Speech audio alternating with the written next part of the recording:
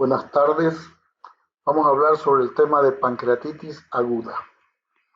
¿Cómo definimos la pancreatitis aguda? Es la inflamación del páncreas debido a una necrosis enzimática que se produce.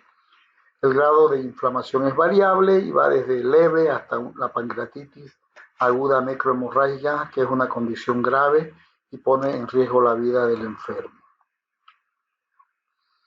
Dentro de la incidencia, en diferentes series en Estados Unidos, Inglaterra, Dinamarca, la incidencia de pancreatitis aguda es de 4.8 a 24.2 por cada 100.000 habitantes. La pancreatitis aguda necrohemorrágica tiene una alta mortalidad que va desde el 15% a un 50%. Un 10 a un 20% de todas las pancreatitis evolucionan hacia la forma necrohemorrágica.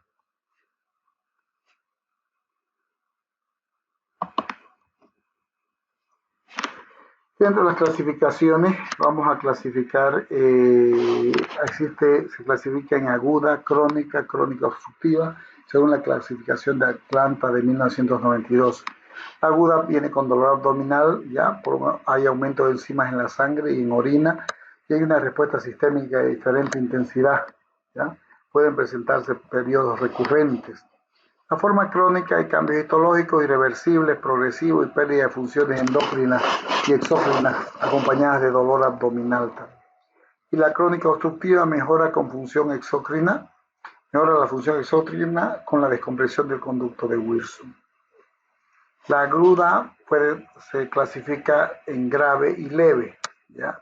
En la grave, la necrohemorrágica, que hay fallo multiorgánico y complicaciones locales, necrosis, pseudoquiste y absceso.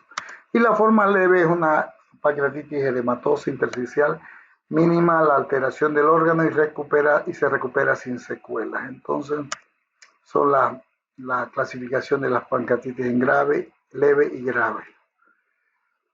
Dentro de la clasificación de Pamplona del 2004 nos habla de una pancreatitis aguda que pueden afectar tejidos peripancreáticos o sistemas orgánicos remotos. Hay una forma leve que es mínima disfunción multiorgánica, evolución sin complicaciones, un simple edema pancreático.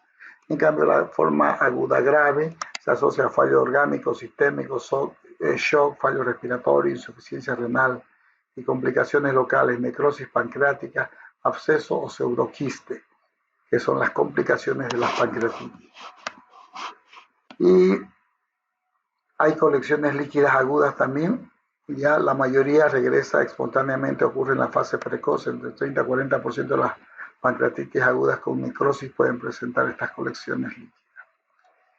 Hay necrosis pancreática estéril también, que es asociada a necrosis grasa peripancreática, se diagnostica por tomografía y da cultivos negativos porque generalmente son estériles. Ahora la necrosis pancreática infectada, la infección de la necrosis pancreática o peripancreática por microorganismos, el diagnóstico se hace por punción transcutánea radiodirigida y se hace cultivo. El absceso pancreático produce poca necrosis glandular de aparición tardía entre 3 o 4 semanas, generalmente detrás del páncreas. El pseudoquiste pancreático es una colección de líquido bien delimitada, no infectada, se concreta en la fase tardía a partir del quinto a la sexta semana. Normalmente muchos dicen que los pseudoquistes cuando se infectan producen abscesos pancreáticos. Algunos sostienen esa teoría, ¿no? Entonces, como dijimos, las pancreatitis agudas se dividen en pancreatitis leve, que corresponde a un 80% de los casos, y las pancreatitis graves a un 20% de los casos. Dentro de la etiología de la pancreatitis vemos que la litiasis biliar ocurre entre el 30 al 75% de las causas, ya el alcoholismo un 15% e idiopática, la tercera causa, ¿no?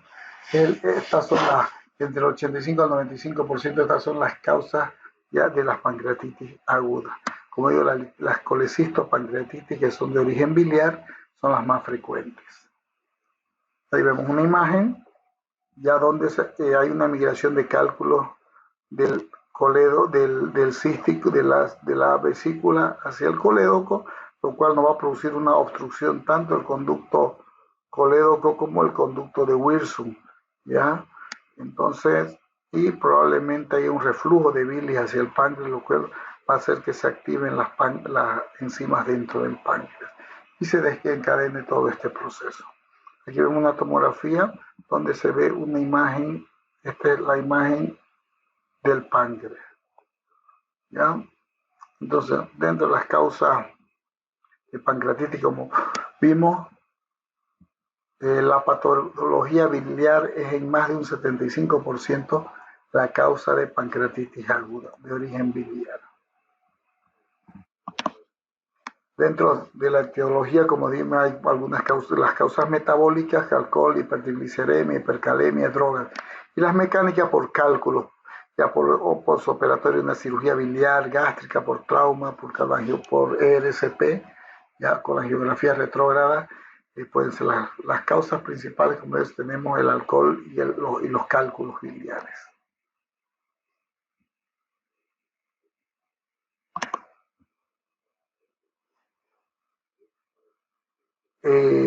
Dentro de otro rango de etiología, las causas vasculares, la periarteritis nodosa y la arteriosclerosis. Las causas infecciosas tenemos la parotiditis, el Coxsackie, el virus del Coxsackie, el del varicela zoster. Aquí hay algunos medicamentos que pueden desencadenar también pancreatitis, como pueden ver, hay el medicamento que está comprobada su capacidad de producir pancreatitis, hay otros que son probables y otros que son dudosas que puedan inducir a la producción de una pancreatitis aguda.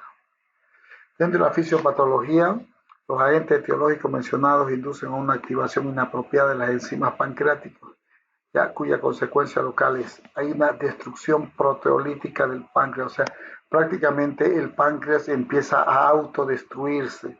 Esa es la acción que producen las enzimas sobre el propio, producen necrosis de los vasos sanguíneos con hemorragia, necrosis de la grasa por enzimas lipolíticas y produce una reacción inflamatoria. Y por ahí podemos ver un páncreas que está necrosado, ¿no? Esa imagen. Entonces la liberación enzimática activa los agentes de la inflamación a nivel general. Al producirse una activación intrapancreática de las enzimas, lo cual hacen que el páncreas empiece a autodigerirse, se produce un fenómeno, más un complemento. La activación del complemento, factores de Hagemann, pericalicreína, metabolito del ácido araquidónico, catecolamina, citoquina. Se produce una tormenta, una cascada inflamatoria muy fuerte, lo cual hace que empeore el proceso inflamatorio. Normalmente las enzimas dice que no deberían actuar sobre tejido sano, ¿ya? Pero aquí aparentemente el factor infeccioso hace que este páncreas se inflame y sobre este tejido inflamado las enzimas actúen de peor manera, más enzimas. Entonces, el sistema de respuesta inflamatoria sistémica nos puede llevar a producirse todo esto anterior que dijimos es un síndrome de respuesta inflamatoria sistémica, ¿ya? Puede llevar al paciente a un estado de shock, ¿ya? A un síndrome de deficiencia respiratoria aguda, ¿ya? Una insuficiencia renal aguda, ya un cuadro de coagulación intravascular diseminada, úlceras de estrés, difusión hepática y del sistema nervioso central. Dentro de la clínica, ¿cómo podemos sospechar esta patología? Por los antecedentes que tiene el paciente, que tenga problema de intolerancia a las grasas, alcoholismo, trauma, hipertrigliceridemia, antecedentes de cálculos biliares, ¿no? Dolor abdominal puede ser intenso, periumbilical, irradiado al dorso, distensión abdominal, los vómitos frecuentes y repetitivos. Es muy importante en todo paciente que tenga problemas, ¿ya?, de vesícula biliar, de colecistitis aguda, y que presente vómitos frecuentes y repetitivos, la sospecha de una pancreatitis aguda, más aún si presenta un dolor en epigastrio el paciente, intolerancia alimenticia, sospechar siempre una pancreatitis aguda. Dentro del examen físico, pues va a haber deshidratación, hipotensión, shock, fascia rubicunda, llenado capilar disminuido, el abdomen va a estar distendido, sensible a veces con resistencia. Vamos a ver signos de Mayer-Robson, signos de Cullen, silencio abdominal, signos de Gray-Turner, etcétera, etcétera. Dentro de la clínica, de acuerdo a la frecuencia de los síntomas, vemos que el dolor abdominal, las náuseas y los vómitos son los síntomas más frecuentes en una pancreatitis aguda. Por lo tanto, como les digo, paciente que llegue con problemas de colecistitis aguda, de cólico, que tenga el antecedente, que le diga al paciente que ha vomitado mucho, es un paciente que debe sospecharse de un cuadro de pancreatitis aguda. Después continúan taquicardia, fiebre, resistencia abdominal, ruido hidroaéreo disminuido, ictericia, etcétera, etcétera. Son síntomas menos frecuentes. ¿Ya? Y aquí vemos algunos signos que podemos ver al aspecto que nos hablan de cierta gravedad ya del cuadro. Más aún si tiene taquicardia, hipotensión el paciente, abdomen distendido, un poco de confusión mental. Este es el signo de Cullen, que es una equimosis que está alrededor del ombligo. Ya generalmente se presenta en las pancreatitis necrohemorrágicas, al igual que el signo de Gray-Turner, que son equimosis a nivel de los flancos, ya que hablan de pancreatitis necrohemorrágicas.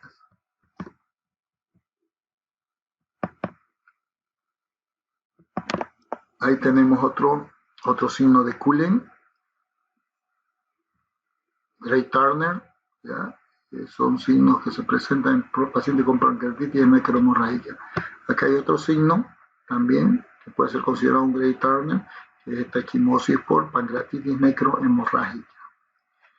Dentro del diagnóstico, la historia clínica, el examen físico, el cuadro, la sospecha clínica es muy importante, como les dije. El paciente lleva con un cuadro de patología biliar, colecistitis aguda, cólicos biliares, hay que sospechar la presencia de una pancreatitis aguda, pues sobre todo para iniciar un tratamiento precoz y para evitar operar a ese paciente y operar una pancreatitis aguda, lo cual sería desastroso. Historia clínica, examen físico muy sugerente, aumento de las amilasas y lipasa en sangre, ya tomografía abdominal que nos muestra el páncreas aumentado de tamaño, la misma ecografía muchas veces nos puede mostrar esto, ya en el hemograma puede haber leucocitosis, ya con desvío a la izquierda, ya un hematocrito aumentado por deshidratación, sobre todo por la retención de líquido en el tercer espacio. Hiperglicemia en un 50% con aumento de secreción de glucagón, hiperbilirrubinemia puede estar aumentada, fosfatasa alcalina está también aumentada, la gamma-glutiltransferasa, transaminasas, cuando son de origen biliar la pancreatitis, hipocalcemia, un 3 a un 30% disminuye en la pancreatitis necrohemorrágica, ya que la saponificación de las grasas pues consume bastante calcio para la célula esteatosis que se presenta a nivel pancreático.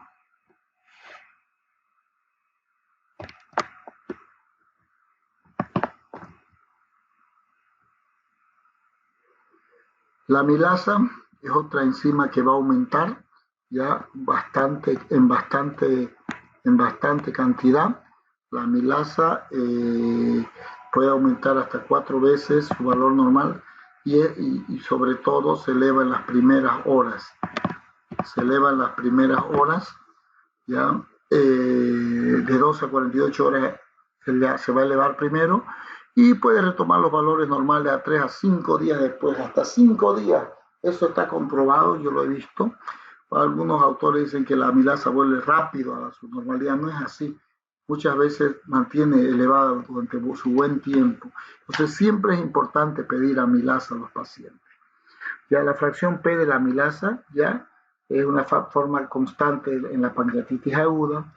La lipasa aumenta 2 veces su valor, pero es más específica que la amilasa, eso sí, y permanece elevada por más tiempo.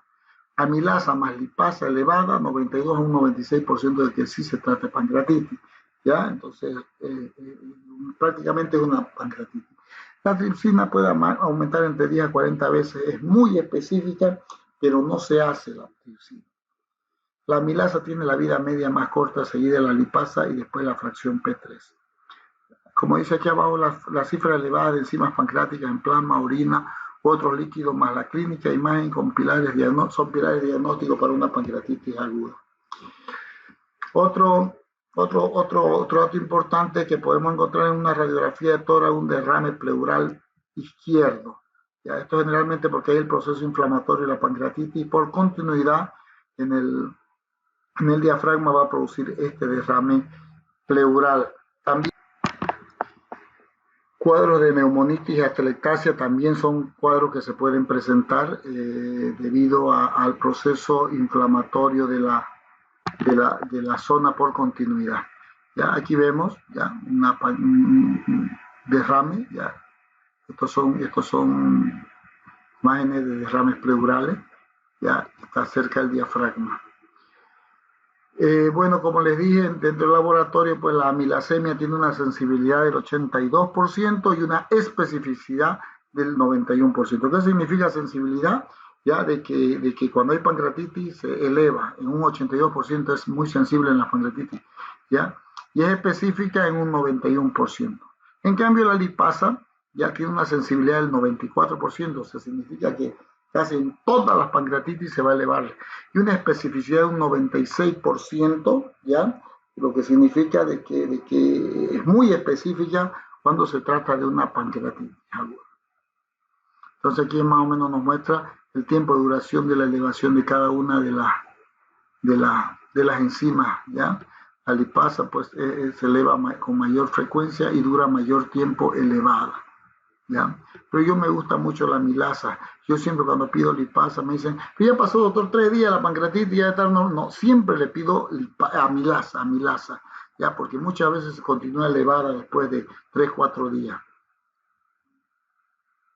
Y aquí vemos una imagen, una tomografía, aquí no se ve muy claro, pero aquí en la tomografía vemos un páncreas bastante grande, aumentado de volumen, edematoso, ya típico de una pancreatitis. Aquí también vemos, ¿ya? Y esto es presencia de líquido, un poco de líquido peripancreático.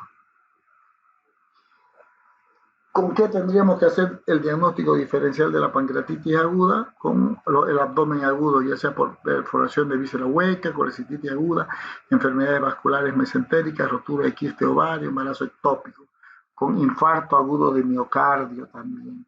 Otras causas de abdomen agudo, apendicitis aguda, obstrucción mecánica intestinal, diverticulitis.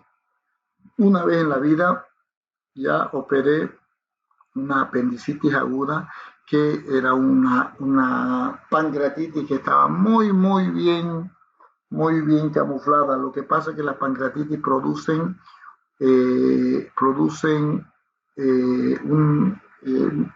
una acumulación de líquido a nivel de fosa ilíaca derecha, lo cual puede asemejar fácilmente una apendicitis aguda, ¿ya?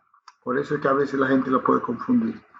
Menos frecuente con la porfiria, intoxicación por plomo, fiebre mediterránea familiar, púrpura de Schönlein-Henoch. Dentro de las complicaciones que se presentan por una pancreatitis aguda, tenemos dentro de las 2 primeras semanas, ya que son sistémicas, y después las complicaciones locales en las que se pueden presentar. ¿Ya? Entonces, dentro de la sistémica, pues tenemos shock, insuficiencia respiratoria, sepsia, hemorragia, complicaciones renales, hepatobiliares, cardíacas, esplénicas, necrosis grasa, alteraciones de la coagulación, o sea, la coagulación intravascular diseminada.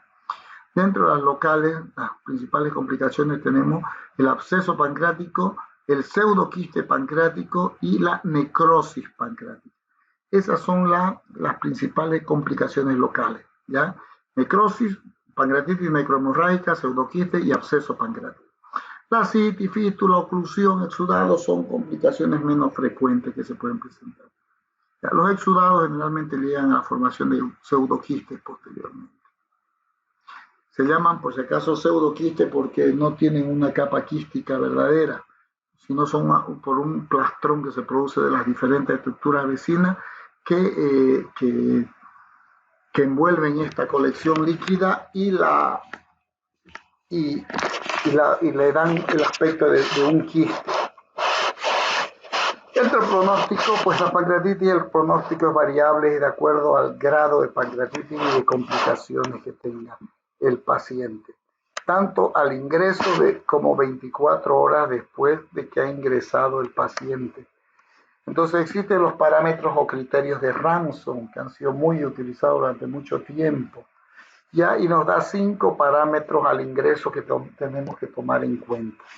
Paciente mayor de 55 años, paciente con leucocitosis por encima de 16.000 leucos, paciente con una glicemia mayor a 200, un paciente con una deshidrogenasa láctica más de 350, un paciente con la TGO más de 250 unidades.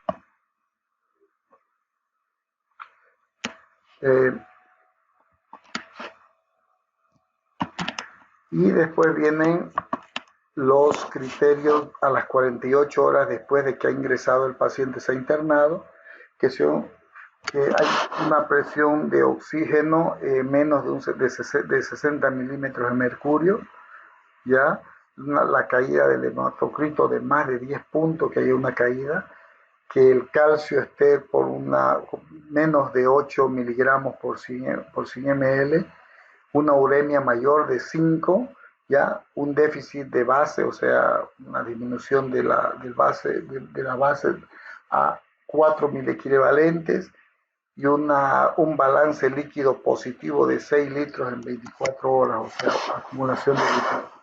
Entonces, todos estos parámetros nos indican, nos van a dar pautas para saber el pronóstico y se lo calcula de esta forma, ¿ya? Un paciente que tiene de 0 a 2 de estos 10 pronósticos, de estos 11 pronósticos, ya que tenga de 0 a 2, la mortalidad es muy baja, no llega ni a un 5%. Cuando es de 3 a 5, la mortalidad está en un 18%.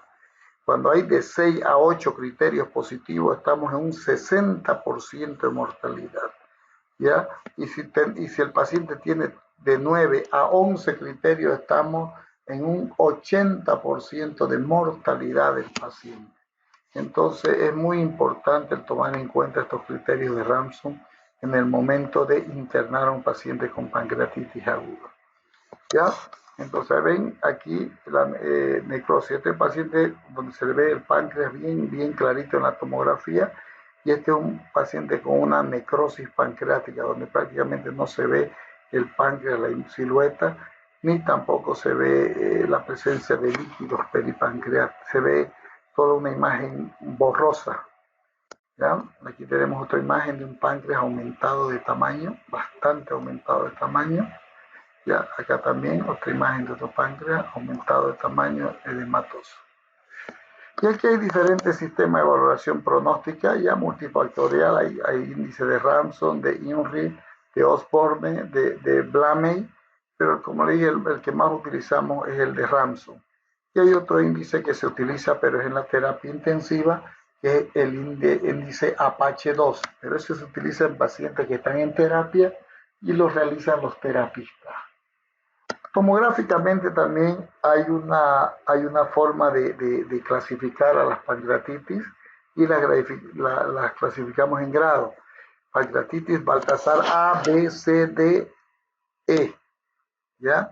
Entonces, un Baltasar A es un páncreas normal. Un Baltasar B, un páncreas que está aumentado de tamaño, ya sea en forma local o en forma difusa. Un Baltasar B, C, hay una anormalidad pancreática asociada a inflamación peripancreática. O sea, no solo está aumentado, hay inflamación peripancreática. Un Baltasar D, encontramos una colección líquida peripancreática. Y un E, encontramos 2 o más colecciones líquidas o presencia de gas en páncreas o adyacente. O sea, estamos hablando de una pancreatitis necrohemorrágica, que es una pancreatitis muy grave, ¿ya? Y aquí vemos algunas imágenes de páncreas, ¿ya? Tomográficamente. Aquí vemos un páncreas con bordes irregulares, bastante irregular su forma, por un proceso de pancreatitis aguda, un páncreas bastante grande, ¿ya? Aquí vemos una colección, probablemente sea un pseudoquiste pancreático en esta forma, que se ha formado ahí en el páncreas. Ya, esta es una imagen de una pancreatectomía. Dentro del tratamiento que hay que hacer, lo primero que hay que hacer es hospitalizar. El paciente con pancreatitis no se puede ir a su casa, tiene que internarse, ¿ya? Entonces, y mejor si se lo interna en una unidad de terapia intermedia, y si está muy mal el paciente en la unidad de terapia intensiva.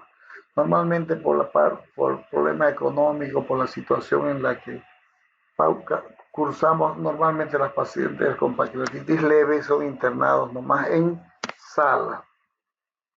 Habría que hacer un monitoreo hemodinámico, ya de signos vitales, oxígeno, ya ventilación mecánica, o en caso de insuficiencia respiratoria aguda o de renal aguda o síndrome de deficiencia respiratoria aguda, se podría intubar, ¿no? Hay que hacer sedación, calmar el dolor, es muy importante. La sonda nasogástrica, en caso que el paciente tenga mucho vómito y no pueda contener, utilizaríamos la sonda nasogástrica, ¿ya? Protección gástrica, antimicrobianos, nutrición parenteral precoz, ya, y sonda nasoyeyunal larga para alimentación precoz.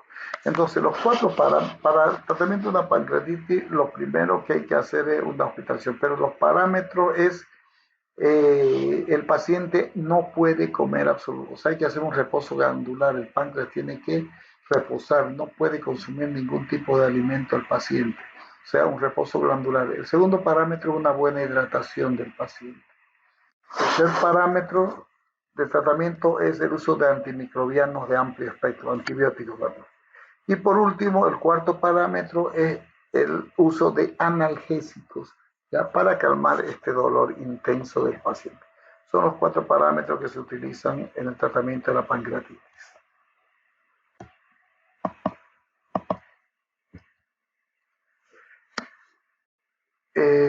Como le dijimos, si hay elevado 3 o más de los parámetros, se detecta una proteína C reactiva superior a 200 miligramos que haga sospechar mal pronóstico, deberá practicarse una tomografía con contraste intravenoso dentro de las 72 horas siguientes para evaluar si existen áreas de necrosis en la glándula pancreática, con lo cual se consigue precisar mucho más el pronóstico. La tomografía es muy importante para ver el tipo de lesiones que tiene el páncreas, ¿ya? La nutrición enteral versus la nutrición parenteral total. La nutrición enteral se la hace a través de una sonda nasoyeyunal que se coloca al paciente y tiene que llegar hasta el yeyuno, o sea, pasar el ángulo de Treitz y llegar al yeyuno, y por ahí se va a alimentar al paciente. O sea, vamos a saltar toda la zona pancreática para no estimular, o sea, que corresponde a la segunda porción del duodeno, la vamos a saltar y directamente vamos a lanzar los alimentos a través de esta sonda al yeyuno. La nutrición parenteral total, pues como dice, parenteral es a través de una vena central que se hace. ¿Cuál es la nutrición enteral y la nutrición parenteral total? ¿Qué ventaja tiene la nutrición enteral? Es más barata, mantiene la función intestinal evitando disbacteriosis, o sea, es mucho más barata, al dar comida al intestino mantiene la función intestinal, evitamos disbacteriosis, limita la absorción de endotoxinas y citoquinas intestinales, evita complicaciones propias de la nutrición parenteral total, que es como la tromboflebitis, sepsis, alteraciones metabólicas, etc. No hay diferencia en mortalidad si le ponemos la nutrición enteral o la nutrición parenteral total. No hay ninguna diferencia, así que podemos usar, ¿no? Sin ningún problema la nutrición enteral, que actualmente sí se lo está haciendo. Los antibióticos generalmente dice que son reservados para cuadros graves, necrosis con mayor de 30%, PCR mayor de 150 miligramos por ml, ¿ya? Normalmente en nuestro medio, como los cuadros, la mayoría son infecciosos, vienen de problemas vesiculares infecciosos. Entonces nosotros generalmente utilizamos antibióticos en todos los pacientes, ¿ya? Utilizamos antibióticos de amplio espectro que tengan una buena penetración pancreática como la cefalosporina. Hay que comenzar en forma precoz y el uso de entre 14 y 28 días de antibióticos de este tipo de pacientes. Ya, aquí vemos un pseudoquiste pancreático, es un pseudoquiste bastante grande, ya, pancreático, pero está profundo también, no está muy superficial. Ya, como ven, la distancia de la piel hasta el quiste es bastante grande, entonces no está, pero está detrás, generalmente está detrás del estómago, ya, detrás del páncreas y por detrás del estómago. Eso es bueno saber esa imagen para ver tomográficamente cómo vamos a hacer el abordaje quirúrgico. Aquí se está haciendo la punción percutánea de un pseudoquiste pancreático. Aquí, como ven, este es el trocar, que normalmente a veces perfora el estómago, atraviesa el estómago y continúa al pseudoquiste, el cual es drenado por este método. ¿Ya? Y aquí ven, después de varios días y se dejó el drenaje, vemos que ha desaparecido la imagen del pseudoquiste. ¿Ya? Aquí es la zona de necrosis pancreática. Esto no es un pseudoquiste, probablemente es un absceso pancreático. ¿Ya? Aquí está la imagen.